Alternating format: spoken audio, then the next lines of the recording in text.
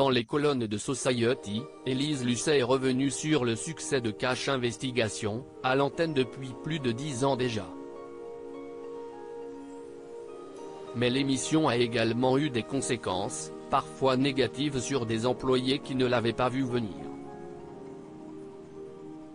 Le 27 avril 2012, Cash Investigation a fait son entrée dans les grilles de programme. Un magazine d'enquête qui a fêté son 10e anniversaire le 16 mars dernier, avec quelques mois de retard. Depuis les débuts de l'émission sur France 2, c'est Élise Lucet qui prend les commandes. Chaque numéro, à savoir 60 à ce jour, demande des heures de travail.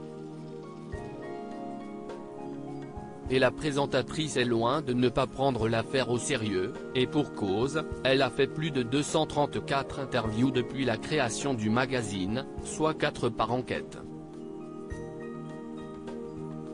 Quant aux entretiens réalisés en courant dans la rue, appelés Attrape-moi si tu peux en interne, ils ne sont pas si nombreux, puisqu'ils ne représentent que 30% de son travail.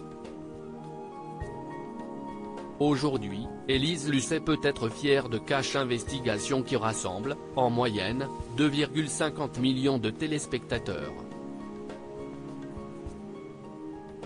Élise Lucet vue comme la gentille présentatrice du Trésor dans Cash Investigation avant d'être à la tête de Cash Investigation, Élise Lucet s'est fait connaître dans ce milieu comme journaliste d'enquête entre 2000 et 2011 grâce à Pièces à conviction avant de finalement créer l'émission qui aura été un tournant dans sa carrière.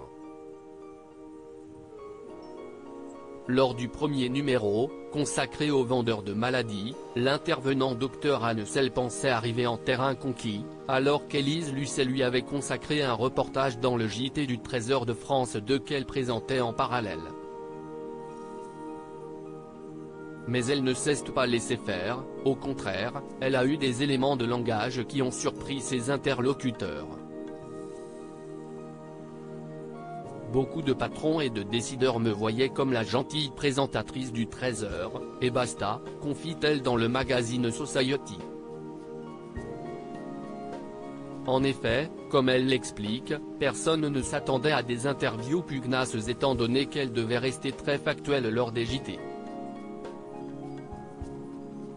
Des intervenants critiquent les façons de faire de l'émission Cash Investigation a parfois eu de mauvaises conséquences pour certains employés, surtout au début du programme.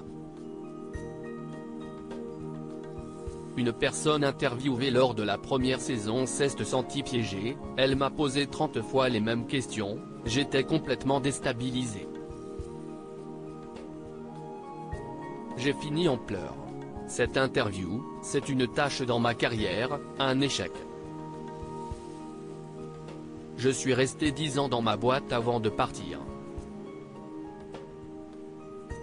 Elle m'a pénalisé pendant 10 ans, se souvient-elle.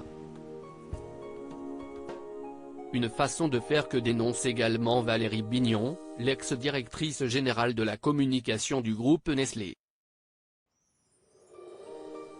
Le lendemain de la diffusion, mon patron m'a convoqué dans son bureau, et je me suis fait sortir, révèle-t-elle. Et d'ajouter, humainement, ce sont des méthodes très critiquables.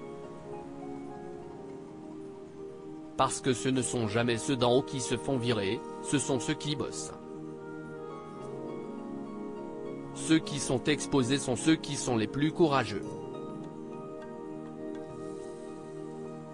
Ou les plus naïfs. À lire aussi Cash Investigation fête ses 10 ans sur France 2, les chiffres fous du magazine d'Élise Lucet.